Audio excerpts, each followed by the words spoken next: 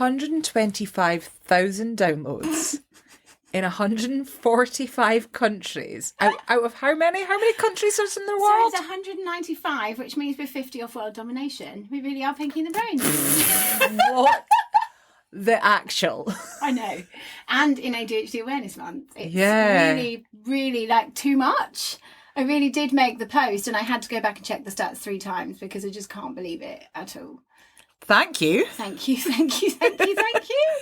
Thank you. we can't quite believe that things have escalated like this. Yeah. Six months ago we started this and it was literally a little, let's start a wee hobby podcast in my little back room up in Aberdeen. And yeah, here we are. Here we are, full-blown ADHD activists, literally eating, sleeping, breathing, raising ADHD awareness morning, noon and night. And we still don't have a fucking clue. It's so true. But we'll come back to that. Yeah. So we have got a wonderful, wonderful woman who we have been enamoured with for quite some time, who we're sure you will have heard of. If you haven't, then you need to get involved Get now. right involved right now. So Sheri, or you will likely have heard of her or know her as Forever Yours Betty.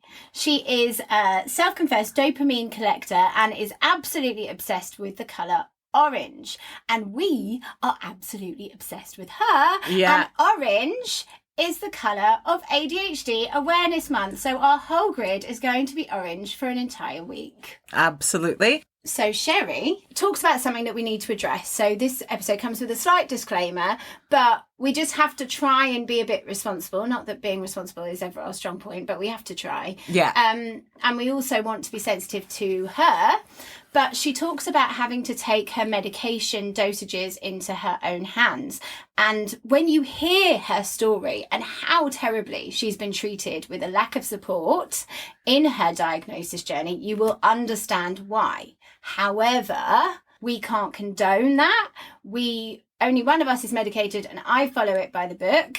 And that's what you should do with all medication. So don't try this at home, folks, but please understand that we do get why she does this. And yeah, we know that there's other people out there that do this too, and it's each to their own. Yeah, exactly. But always read the instructions and follow them. Yes. Anyway, that's enough of that. I'm so excited. Let's dive into it. Let's go.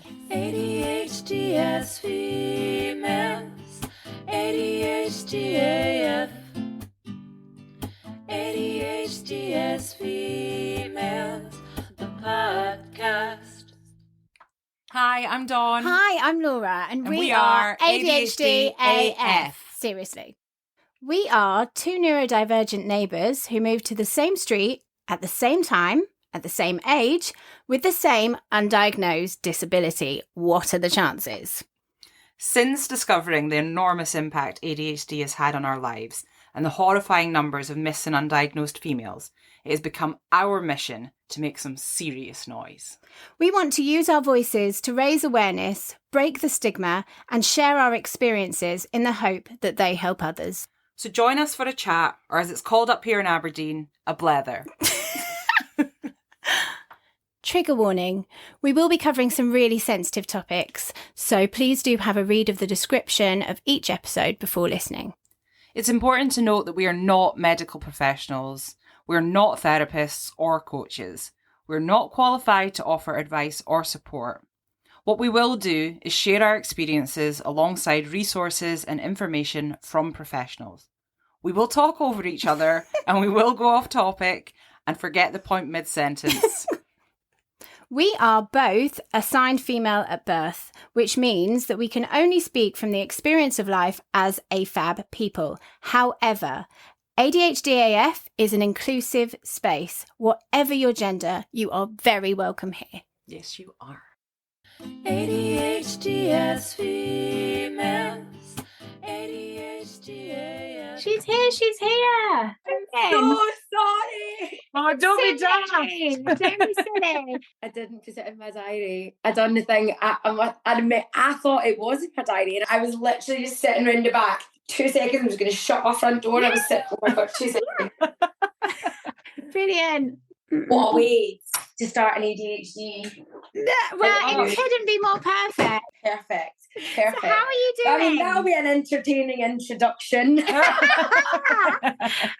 So thank you so much for joining us. We just looked on your Insta to see if you were like at some other soiree.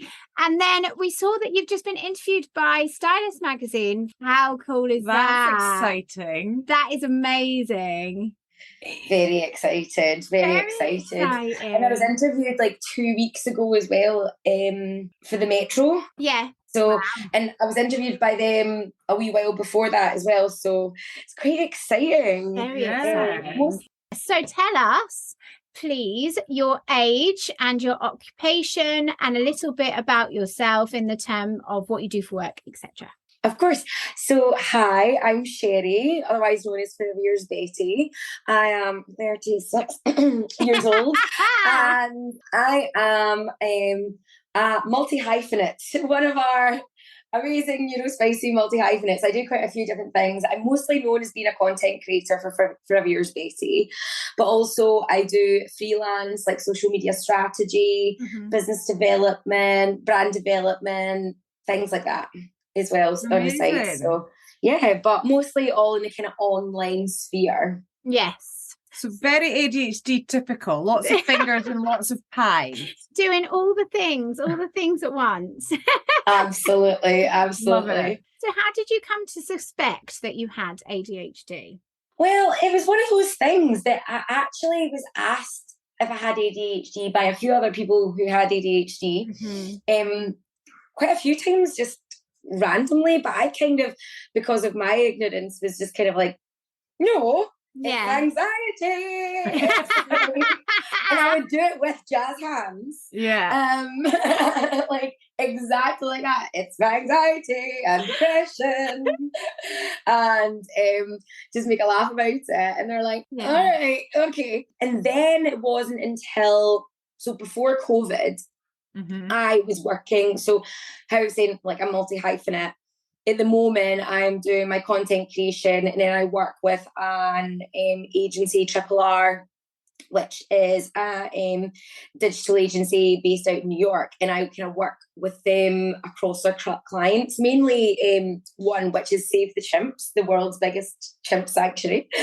And also, like when they have other projects, they're like they have a sister company that's like in kind of like the Broadway casting agency kind of sphere and media and things like that. So just whenever they're needing any like ideas, like another person who I freelance for, McGarry Agency, which is an agency based here in Scotland. Andrew McGarry, the owner of the agency, once called me an ideas factory. And that is just literally just like stuck with me. I'm just like, yes, that is like the only thing that I can think, because I work across quite a lot of different avenues, but the one common thread is just like I come up with ideas. People talk at me and I'm like, oh, have you thought about this? And you could do that, and you could do this, and you could do that, and I'm bigger picture. I'm not into the finer details, because I just get excited about something, splurge out all my ideas, and I'm done on to the next thing. Can I just ask though, with all those different things going on, how do you feel? Do you ever feel overstretched, or are you quite structured in what you're doing, even though there's so many different things? Back to the original question, which is what that came in. So because this is why it all ties in together. Because before, so I'm working for this agency now, right? And so and so I do my content creation, and I just work with them, and I said chimps, and then say other things that they want me to do, and then I just do little projects here and there. Whereas before COVID, I had 8 clients and technically had booked myself out for 8 days of the week. Oh, wow. Technically. But as we all know, as neurodiverse people, if you find a job that you love, like I genuinely think that like if we just got a fully neurodiverse parliament who's really interested in politics, like we'll be able to solve like every issue. It's like so true. Yeah. It's so like true. it's just like, and it would be done so quick, because you know what it's like, if you're into it, you could get what a neuro typical person could do it in 2 days, it done in a few hours, because you're just like, no one speak to me. Twirling away. And so so I was doing all that fine. But I started freelancing literally, like, it was a good 7 odd years anyway, but then I started to go through like a really kind of bad relationship and everything, and I was going through a really bad stage of depression, and it was that whole thing, and I'm sure you can relate as well, where it's like your work and your passion, that's where you go, is your savior. So I was literally like, any other work that's coming, I was like, get to me. I can take it all. Then COVID happened. And then obviously, as it always does, the freelance is the first to go. And slowly but surely, I lost every single client. And I was like, oh no. But luckily for me, it happened gradually. But then what I was finding so confusing is that, like, I was just like, it's okay, I've got savings, luckily. And so it's just like, what's that like? The end of the world. Like, you're okay. Like, no, well, see, my savings, it was all because I had a roll shop with my ex. That it was my dream, and it was a big thing of mine, and I ended up having to sell it during the breakup. So like, luck was in my way for some of those things. I was like, we don't need to panic. It's going to be okay. That's so just good. keep on with the clients that you've got and everything. But even though, as the clients started to drip off, and as I started to have more free time, I realized that I struggled to do anything because I was so used to having to be 100 miles an hour at all times for such a long period of time. It was just like, oh, no, I don't know how to do that. And then before I knew it, I literally took a breakdown in my kitchen, because I was like, every day it was just like, it was taking me longer and longer and longer just to like make a cup of coffee and just get myself ready in the morning. And I was like, no, this isn't depression. I've been depressed. This is not like, I physically, like, this is not the thing. And then I got TikTok. Yes. Yeah. There you go. At the start of lockdown, like everyone else. Yeah. And I was literally like, yes. Yeah. Yes. yes. And it was so upsetting, because I remember just like, it felt like every single, because I started going, like, I'm at the time I was 34, but I went to my doctor for the first time about my mental health at 14. And like, been going since then. And you know how hard it is to actually push yourself to even make the call and do the thing. And it's like, looking at all those TikToks, I was like, I have said all of these things to my doctor. I have said every single one of them, saying like I had an eating disorder. I'm like, no, but it's not about control of that. I just get too overwhelmed. I can't.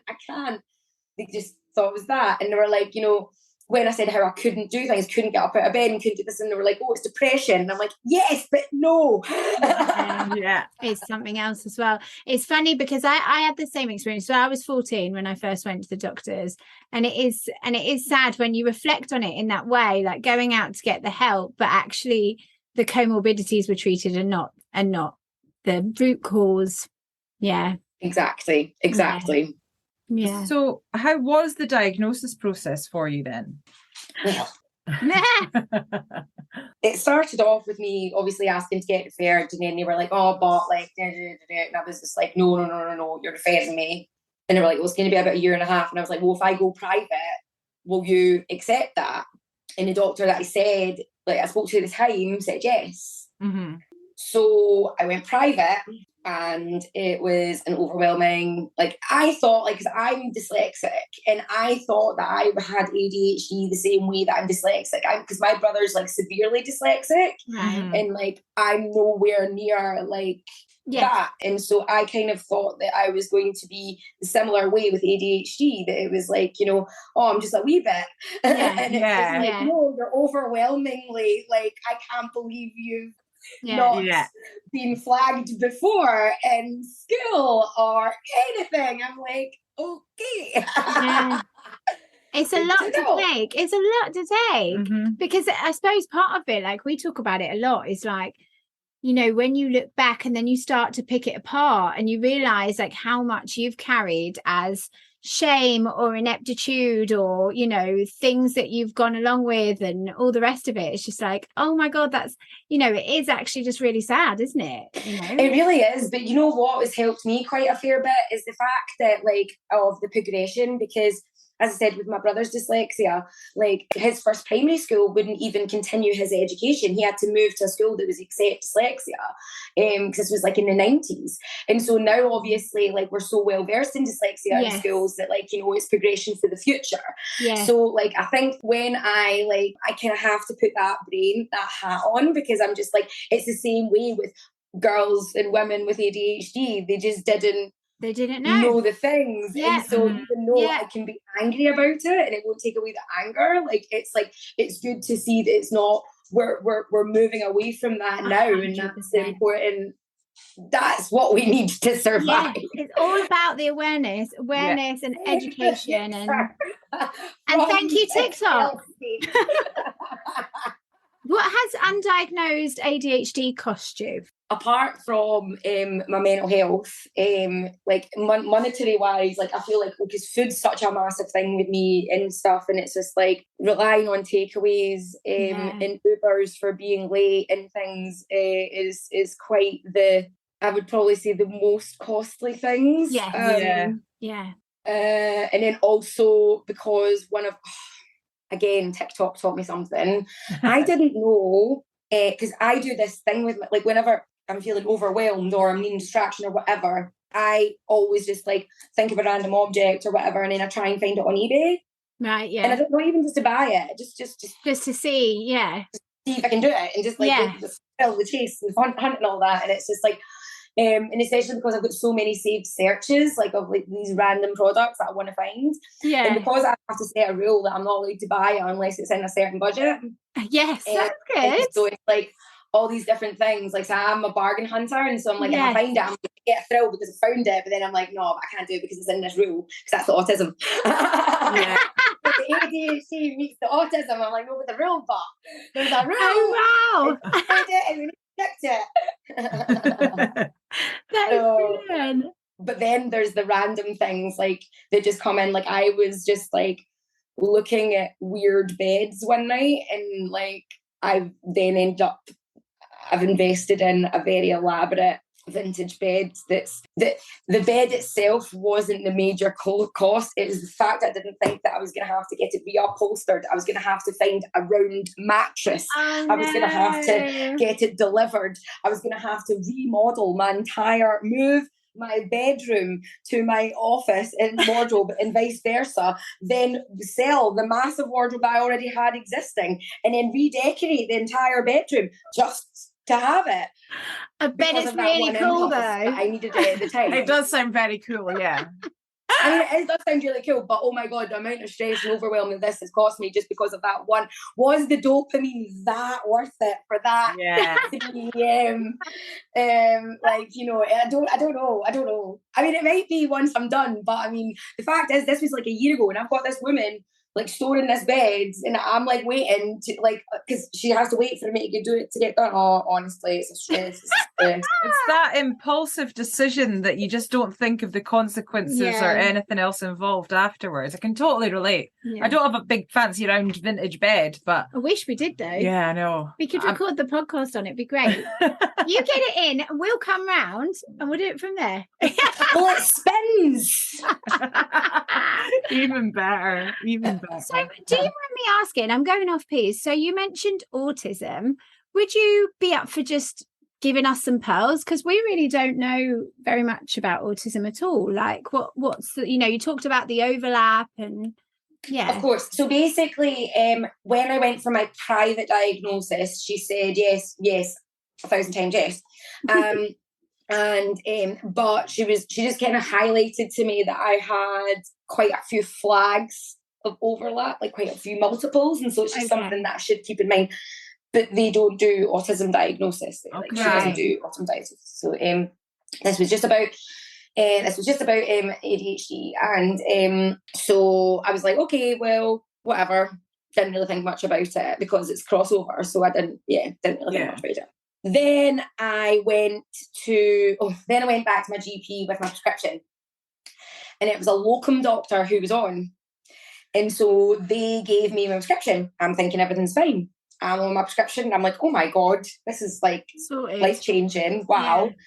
Then I get a letter through saying, oh, hey, just to let you know that we're not going to continue your prescription because you didn't get your diagnosis through the NHS. And I was literally like, and I like phoned up like absolutely obviously hysterical. Like, you know, at the end of the day, I tried other antidepressants like throughout my life, and like, you know, some have made me literally like far worse state than what I originally started. And I'm like, now I'm saying something's actually helping and you're like threatening to take it away from me. Like, you cannot do this to me. And then so I ended up fighting my way, and then they ended up saying, okay, well, we'll keep you on the dose, like, because I was supposed to like increase my dose like slowly. So I started off on 30 and I was supposed to increase to 50 and see how, like, after like 2 months increase to 50 and, you know, see how I get on L-bands.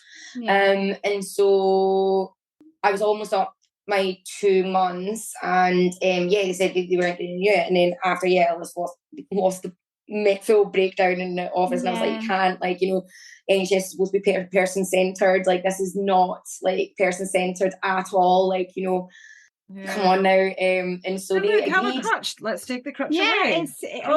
it's horrific. Exactly. It's so I ended up like, they ended up agreeing to keep me on it and re-prescribing it, but they weren't going to monitor me on it. Right. To be honest, I don't care because you're giving me what I need, but but okay, moving on. So then I goes to like collect my prescription, and obviously that was the 2 months. I already tried to go on the 50, and I was like, even if they keep me on the 30, I don't care, because this is a way to give me something and helping. So I'm fine staying on the 30. Especially if I'm not being monitored, then I would want to keep on the 30. And then I go, and they've given me 60 milligram. Ooh. And I'm too scared. So I take it the first few days, and I'm literally zooming about. And I'm like, Jesus Christ, blah, blah. And I'm feeling so overwhelmed, so thinking. And then I look at the bottle, and it's 60, and I'm like, shit. So then I'm too scared to talk to the GP, because I'm scared that they're going to take it away from me completely. So then I just start, like, every day just trying to, like, because it's obviously the little capsules with the powder. So I'm just literally just putting half. Like, what, in a little bit of water, and just shotting that in the morning, taking whatever, God knows, and do that until and so basically that was the focus. They've had me on 60 for the entire time, all the way through, until I managed to see the psychiatrist, who then so dangerous. I know. It's so I was on 50 and I really struggled. It was making me like dizzy, and it wasn't good. So I came back down. The amount I was sweating. Oh God. It was so bad. That's so bad. And so then I saw the NHS, and because I was on this like inanimate dose of L-bands, you know, at the time, and I showed up to the appointment, and it was honestly so traumatic. So I walked through the door, barely said a couple of words to her, and she just said, ADHD maybe, autistic definitely. And I'm like, ooh, all right, but this.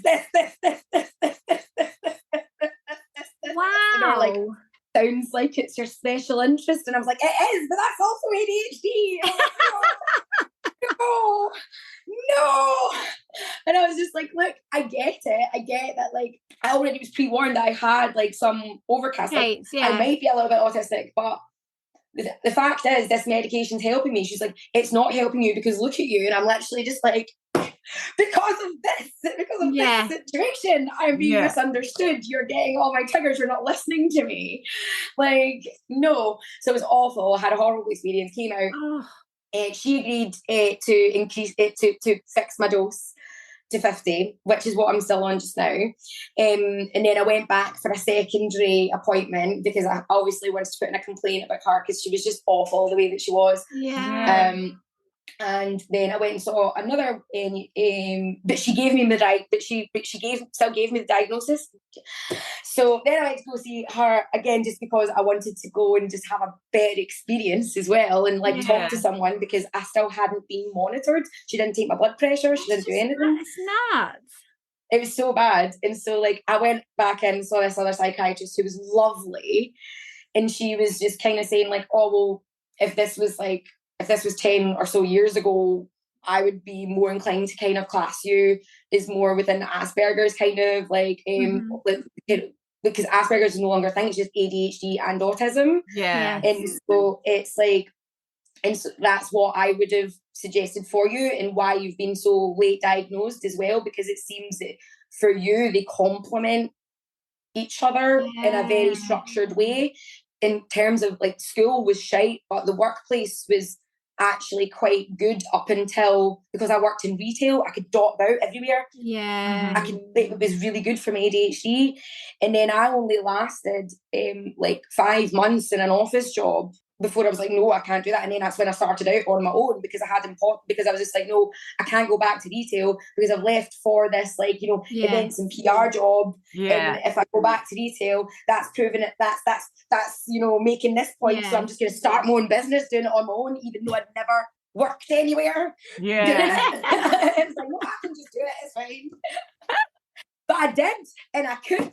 And so that's the whole point. So what has changed for you since having a diagnosis? Well, it's good. Like, so I've got into a good place with my medication. I don't take it every day, because I find that when I do take it every day, I get more autistic as the week goes on, because it is too good at taking away the ADHD. And it's like, I feel like I need...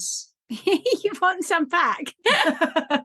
No, it's like, it's about having a balance. So in terms of, see, if I've got a lot of stuff to do in a day, then I take my medication. And if I need to focus on things, I've got quite... So, for instance, when I'm like shooting and I need to like be organised, basically bring out more of my autism, like, you know, and it's like, you know, my rules and regulations, and be like, right, you know, this is what we're doing. We're sitting down and we're going to do this, and this is what's happening, and bringing down my hyper focus into one thing. And so it's like, and so I usually do that, like, because Mondays are my freelance days. I don't take it in Tuesday to give it a break from the Monday, and because Tuesdays is like, I go to the gym, and like I have a driving lesson, and I don't particularly, because my driving lesson's in the morning, I don't like taking it before I go on a driving lesson. Like, although technically I think you can drive, I just like, I feel a little like in the morning sometimes when I take it, I can kind of almost feel a little bit tight in the shoulders and stuff, and so I like, it's almost kind of still a little bit there from yesterday.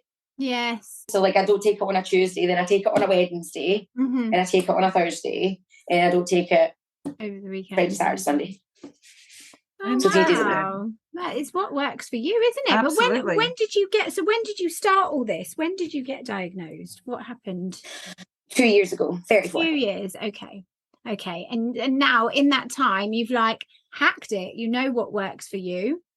I've definitely tried a few things, like with my medication and stuff like that, just what works for me, and just also did a lot of research, because I researched as well that, like, especially with Elvans, it can build up in your system, and that's why you do need to increase the dose, and you can get into a bit of a trap like that. So it's actually quite good for you to take little breaks, and especially because, like, I'm a terrible sleeper with the best times. My and with my neurodiversity as well, like, my thirst and like hunger receptors aren't the best, and then when I plug it in with my medication, which suppresses my appetite, so it's actually just more like weighing up what is needed for that day, because at the end of the day, I've lived my entire life with autism and ADHD combined, and I've created my own coping mechanisms, and so it's like, so some days the medication helps for those things, but then other days I know I've got my things that I can do. That makes sense. But as ever, we've completely lost our place. And it's like, carry on, forgetting what we're even doing. Right, where are we? What's changed since diagnosis? What's changed? I feel like my kindness towards myself, my patience with myself, my ability to create boundaries and ask for accommodations, which will help me, and not be fearful of it or feel shame or guilt for them. Just not be... I think the biggest one is not being as hard on myself. Like, that's been absolutely mind-blowingly... It's life-changing, isn't it? To change your perception of yourself and how you treat yourself. That's incredible. That's so fantastic. Self-acceptance. Yeah. And I think that's hugely as well with the community as well, because it's like I've found so many people within the community. It's just literally like I feel like I've went my entire life without meeting. Actually, I've got a friend, Iona, and it's so funny, like, because she's also autistic with ADHD as well. And it's so funny because when we reflect on our friendship, the amount of times that we've said, like, do you do this? Is that not weird? Like, no, I do that. It's normal. And it's just like we literally just completely like our entire, because we get diagnosed. We're both 34. We got diagnosed at 34. We went through it all at the same time, and that was massive, having that like support and someone who, because we've known each other since we were like 20. And so like it was just like that was huge. They're literally like they're having that support and someone who knows you so well, and then being able to laugh at all of your experiences to go like, oh my God, how did we not know? Do you remember this? Do you remember that? But then if you're both if you're both validating each other as being normal and this is what happens to everyone, then how are you going to know? That's so fantastic. So good. So what was the next question? If you could implement change to the diagnostic process, what would it be? Availability. Yeah. Like make it available, make it like, oh yeah, just accessibility, like, yeah. And it's also like the reason why I don't want to go for formal autism diagnosis is because, like, well, for one, the psychiatrist who the second round on NHS, like, you know, she would be the person who would be diagnosing me, and like, you know, so she's said it, so I'm like, so in my brain I'm like, that's all I need. But in terms of the formal one, it's also because of there's also tons of shit that you can't do, like so apparently like you can't, like, I don't want children, but what if I want to adopt or foster later on? I think that makes it harder for things like that. Oh really? And also it's like when I've heard about what people like, the kind of questions and everything, I get really frustrated with stupid questions. And it's just like I need to know the why. I always need, but why though? Like why? Yeah. And so I just could tell that like the ADHD diagnosis was traumatizing enough. Yeah. And I've heard the autism diagnosis is even worse. And so that's why I'm like, no thanks, I'm fine. I've got enough information and knowledge, that'll do. See you later. Yeah, it's awful, isn't it? And that's the thing as well. It's like, you know, the access to these things and understanding and proper treatment and support should not be a privilege. And it is both a privilege and a postcode lottery. You know, wherever you are in the UK is a different ball game, and that's just so unacceptable. But yeah, it's so good that you feel the way that you do, though. It's really, really inspiring. Like, you know what you're about. You know what works for you. You've got the information. You've got off your own case, and now you can just. I just want to live my life now. Do you know what I mean? Like, and it's so like relieving to know and have all that and have the community and things like that. Like that's I've always, like, I keep on saying, like, you know, medication's great, but for me literally the best medicine has been talking to the community and having that understanding. And it's like it gives you you forgive yourself for so much, like you let go of so much shame, and you just like, you're literally like, oh my God, I'm not as like weird as what I think I am, like I'm not as like a broken human, like you know. Because, as I said, it was different with Iona because we were in this echo chamber of each other. And so it's like, oh, well, no one's really like me. And so now I'm being like, oh my God, well, they're just like me, and they're just like me, and they're just like me, and they're just like me. You know, oh God, wow. Like, this is great. Like, imagine what wee Sheri, the healing of wee Sheri, that's a... How's your wee people doing? Are they all okay in here? Because let me tell you, wee Sheri needed some definite attention. She's still getting some much needed loving. Therapy's been massive, and as I said, like, talking to the community just about past experiences, and like, you know, I feel like that's so healing, and it's like I'm literally just like, I've found that like so helpful. Luckily for me, like, so my two best friends are psychologists, and one of our, like, my special interest is psychology, and so like my whole thing is like I love to like try like different types of therapies and all that. Like I love it. It's super interesting. But I guess that takes us to the next question, in that you sound very much like you're at acceptance. Like, we speak about the late diagnosis roller coaster being like similar to a grief cycle. And so where do you think you are on that cycle with ADHD? I'm getting close to it. 2 years in. Yeah. It's on the horizon for sure. It is on the horizon. I feel like there is like everybody, there's good days and bad days. I think it's more when you catch yourself doing like sometimes when if I catch myself like slipping into like an older like bad habit or whatever, and it's just like you get frustrated, and then I kind of more need to have like, but I'm getting really good at like realizing when I'm frustrated and going no, because this and rationale and everything. But again, I feel like that's a big help from my autism, because it's just like it's always just trying to like, you know, stick it within this category and like no because of this, and sort it into this shelving. Well, that's why I literally like feel like it's the like I always say that like about like different relationships and how I move on from things, and it's very strange, and people either get it or they don't. But it's like if something changes in any sort of relationship, or like work, friends, like, you know, or otherwise, then it's just like, it's almost like there's a shelving unit. It's just like, well, this is what our relationship was, and now something's changed, and now I need to put you onto a different shelving unit, because it's like I can't treat you the same way as what it was before. And so it's like the different social norms. Like I can't be this kind of social way with you. I now need to be this social way with you. So we need to just come to this agreement that this is, you're no longer on this shelf, you're on that shelf, and we're all clear. And that's just totally the autism, and it's like, oh God. But but that does make some things helpful though, and that's what's made me embrace it more, because I used to go, why do I do this? And I'm like, okay, well, you're doing it because you're autistic, Sheri. That's why I'm doing it. So we just have a couple more questions. No problem. But I feel like what you were just saying was really spot on to that, because the next question was, tell us some positives. So, I mean, you were talking more about the autism side, but you have told us so many positives in terms of, you know, your energy and being able to do so many different things in your career. And I guess also you've talked about the positive of being diagnosed and finding that self-acceptance and self-compassion. I mean, are there any more? That's loads.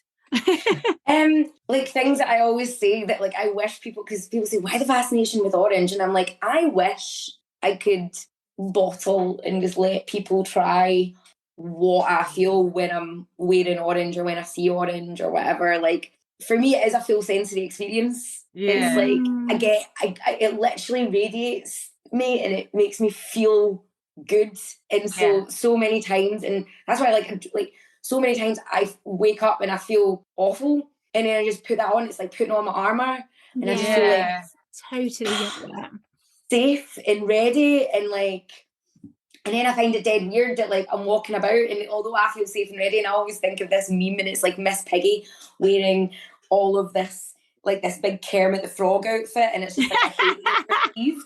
And I was like, that is literally me. It's like walking about all on. I'm like, no, but don't look at me. Like, I mean, I'm just normal. Like, you know, it's like, don't look at me. Don't judge me. You know, don't perceive me. Like, you know. That is absolutely great. So, do you think that you feel like so it's everything? It's like a hug, but it's like power as well. Yeah. It just makes it's powerful, and it just makes me feel good. I just literally get so much joy from it, and like I wish that people could experience like neurodiverse joy. Like I feel like there's nothing like it. Like when you're literally just like, I just wish people, everybody could feel that, because it feels so good. Like, you've literally got me there. I'm like, that's such a nice thing to say. That's such a wonderful thing to say. Like it does resonate, and that's really, really cool. Thank you for sharing that. So we've done that. Is there anything else that you want to add? Like, is there anything we haven't covered, or is there a message to the world you'd like to know about ADHD? Or I think that like my biggest recommendation is to like go on to like these like kind of groups and just connect with people, and just don't just go for it. Like, because even if you're too scared to talk about it online or talk about it with any of your friends or loved ones, literally like if I know anything about the neurodiverse community, it's like, we'll talk. Like if someone reaches out to you, like anybody, and just says, look, this is what I'm going through. It's like, there are so many, every single person is there to like help you and make you feel less alone.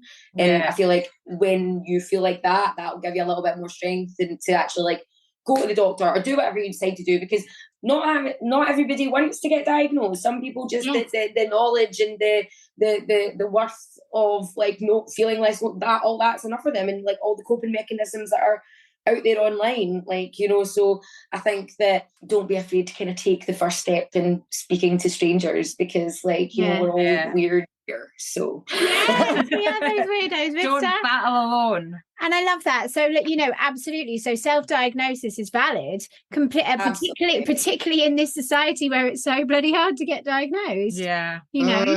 So thank God we are all there for each other. So finally, I think we can maybe already answer this one, but what's the most ADHD thing you've done this week? I can forget my meeting, turn up at my meeting. Well, actually, so I went to go get a tattoo last week, and I went and said, like, I want Luann, and I want her to the left of my sour alba, right?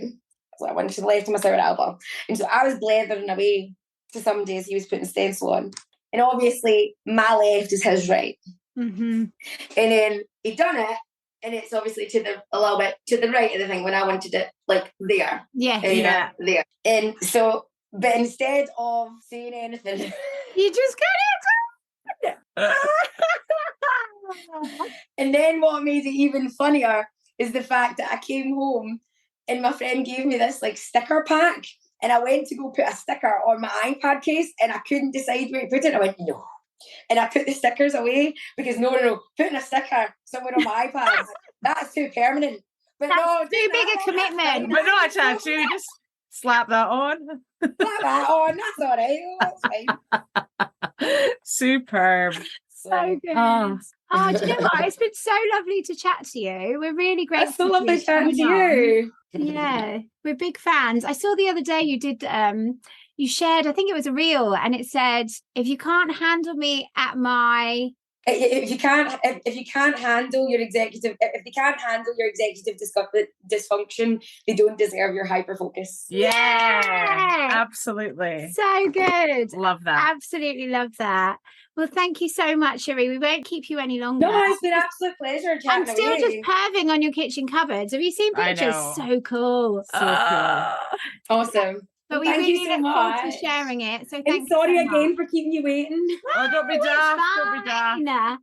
Have a lovely evening. Really nice to meet you. You too. Nice Take care. Bye.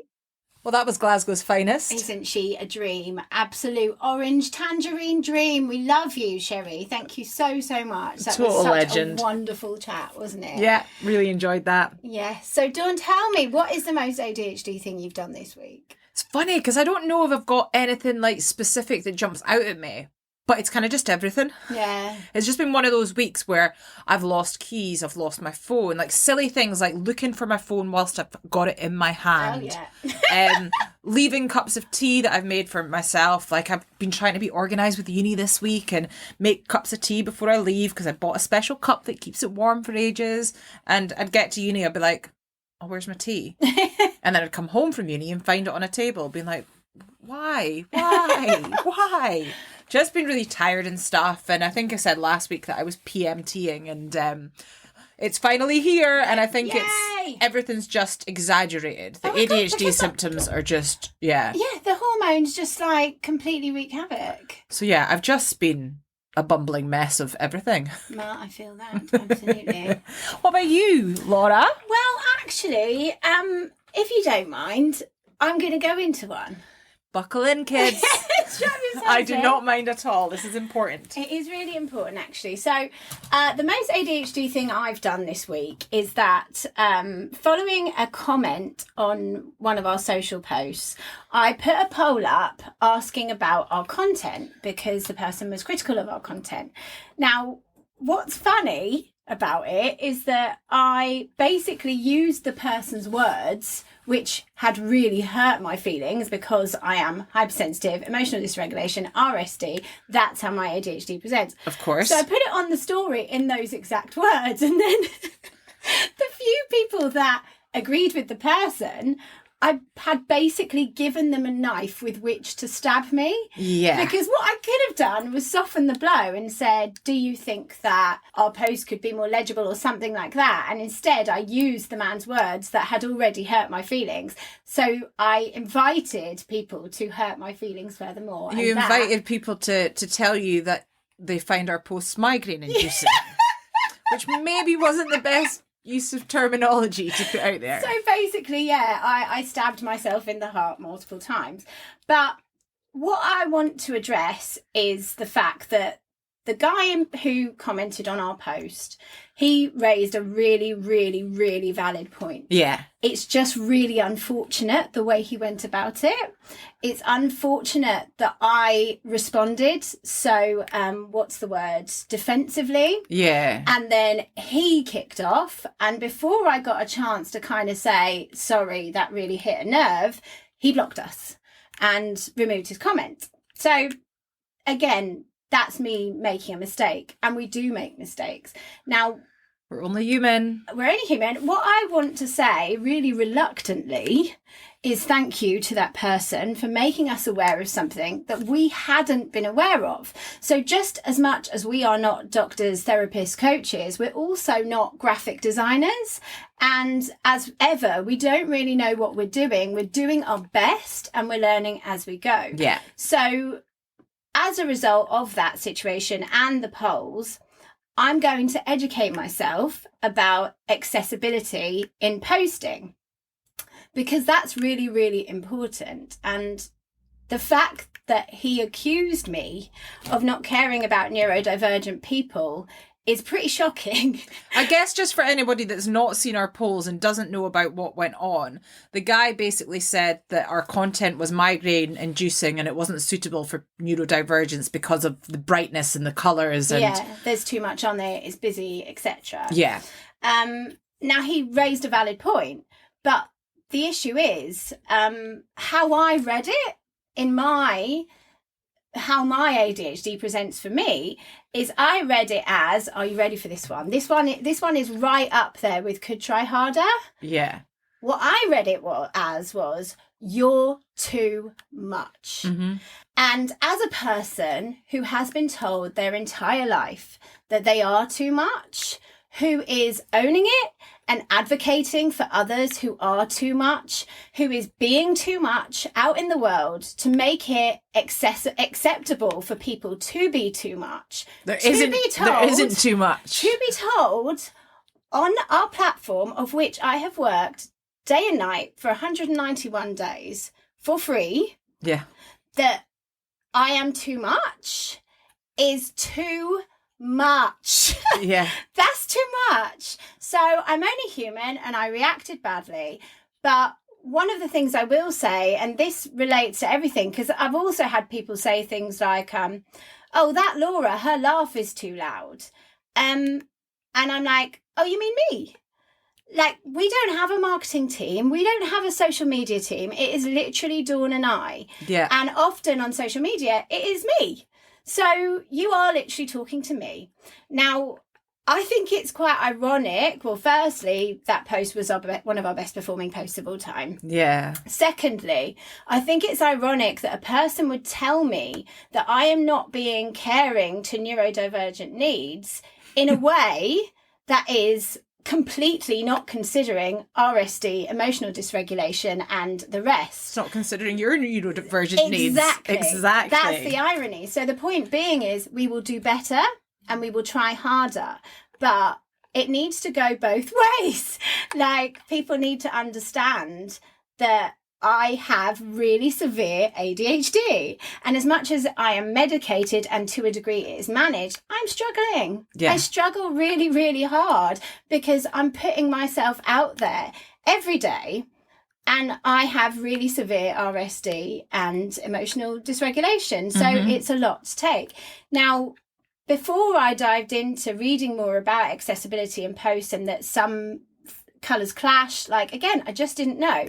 I put it out on the stories and a couple of people came back and said that it was migraine inducing. Again, that's my fault. They might not have used those words themselves. And they said, I said, you know, well, what can we do to improve it? And one person said, well, as a design student, I was told off for being too maximalist. And at that point, it's like, we will do our best to accommodate and be as accessible as we can. But in terms of aesthetics, we're not, if our look doesn't work for you, then it's not for you. Yeah. Like, I've got a really good example, actually. Queen Sienna Miller, her house, she was in a magazine, and her house is all grey. Everything in it is grey. Now, I am sure that her house is absolutely banging, and every piece of furniture is like gorgeous, and it's like, you know, the most beautifully designed home there is. And if she invited me into her home, I wouldn't say, oh, thanks for trying, but I absolutely hate your decor. Yeah. Do you know what I mean? And this is our home. And us posting this way is us bearing our souls. So if you just don't like it, go to someone else's house. Like, don't tell somebody that they're too much, effectively. However, the fact remains. And we still welcome, you know, opinions and stuff, but just make sure that you're being a little bit more conscious of those opinions and what you're saying. And more so, it's how you post them. Because Exactly. if he'd have taken the time to send a DM and say, hey ladies, love what you're doing, but you've overlooked this really important point. This is what you need to do. Hope that's helpful. Exactly. That would have been received completely differently. But from our perspective, if anybody is posting something on a post, they are effectively publicly shaming us and virtue signalling.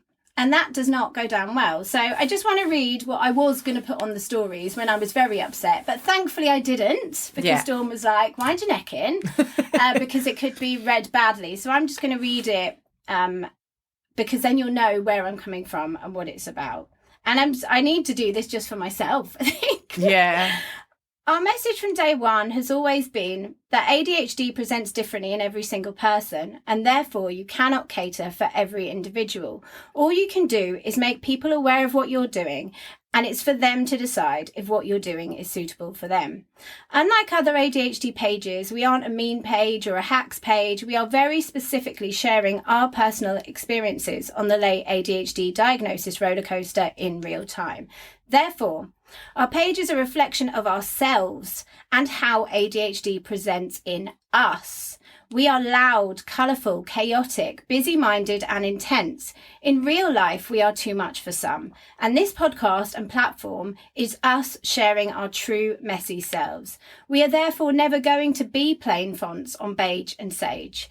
There is absolutely nothing wrong with platforms that are, or those that like or need that type of content. But we are extreme and noisy people, and we are here to make noise and grab attention for the cause and those like us. Everyone is welcome on our platform, but we know that we are not for everyone. We are niche in our style, and we accept that we may be too much for some. Thankfully, social media is not short of ADHD accounts that might be more to the taste of those who prefer more minimalist content. We are maximalist AF. And we will continue to be our authentic selves, sharing our experiences in a way that reflects both our personalities and how ADHD presents to us, in the hope that we help others. We are sure all can appreciate that after a lifetime of masking and trying to meet the expectations of others, it is essential that we are authentic as we embark on this new chapter, which we are sharing in aid of the cause. Just as we are not ADHD experts, clinicians or coaches, we are not graphic designers, but we will learn and do better in the future. Thank you for all of your support as we continue sharing our experiences of this monumental and life-changing journey our way. So that's what I wrote, and I stand by it. But again, thank you for educating us. I will do better and learn more, but it's still going to be maximalist AF Of course whilst it trying is. to be accessible.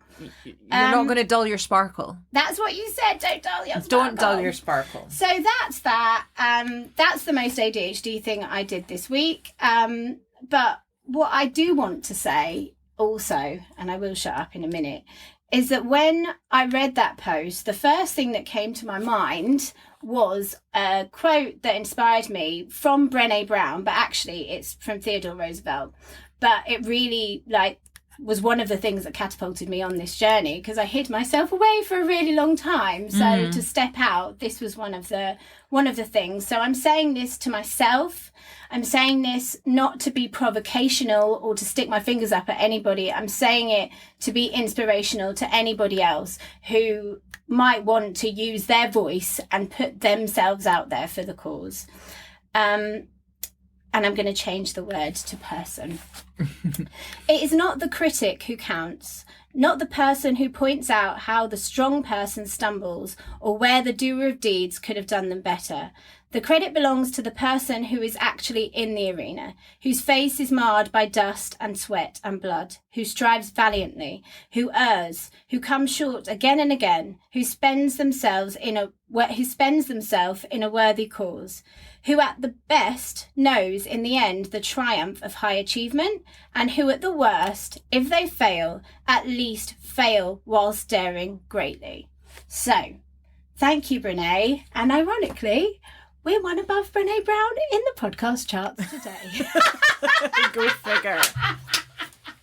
But yeah, I think you've got some really important points in there. As someone who has for many years not tried because of the fear of ridicule and failure and judgment that I will get from other people. Yeah. I've held myself back for so long, and now I'm finally putting myself out there being vulnerable and being my real authentic person, and for them people to come back and judge me harshly again, it's not okay. It's not okay. So I think it really just dawned on me quite how vulnerable a position we are in. Yeah. And I think especially me, because you are sometimes a lot stronger than me in these situations, and you can say, well, that's one person compared to this many people, whereas it does hit me hard. So it is a bit frightening. And as we go forward, we will hopefully get some money behind us, and I'll just hand the job over to somebody else, because it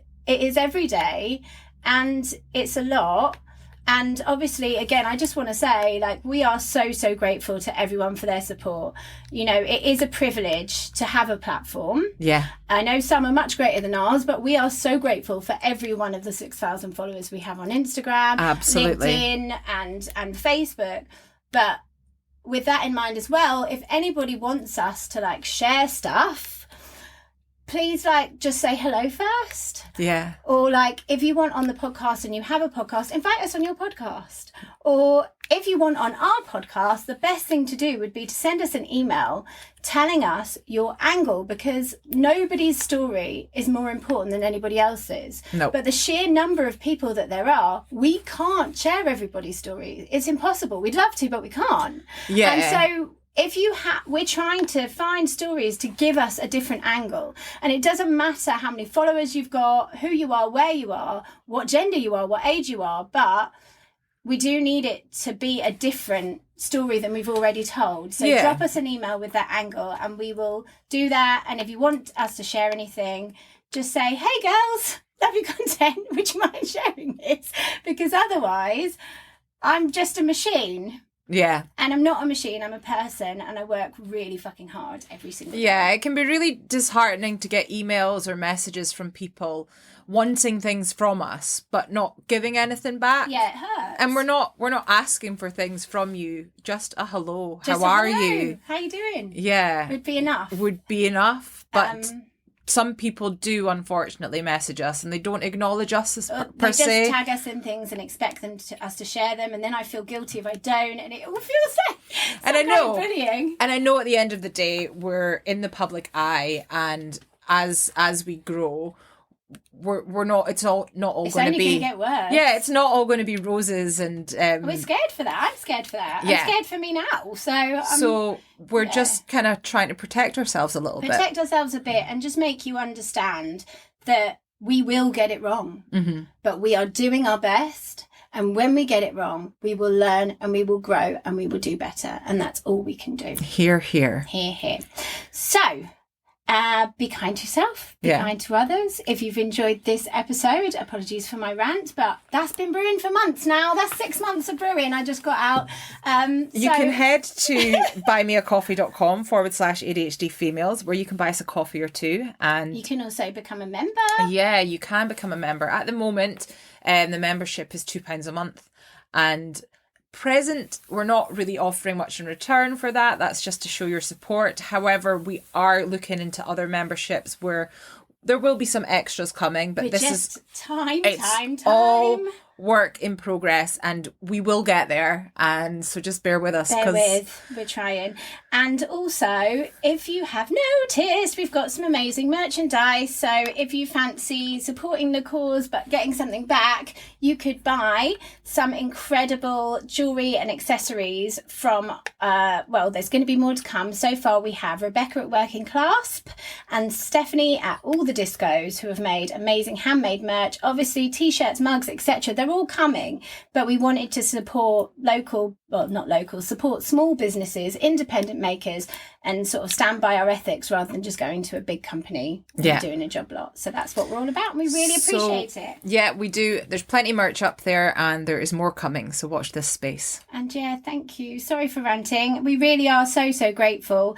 It's been a hard week, and to have been in tears on Friday night and Saturday morning, having been accused of not caring when we care so much. This is why we're doing it, because we care. But thank you.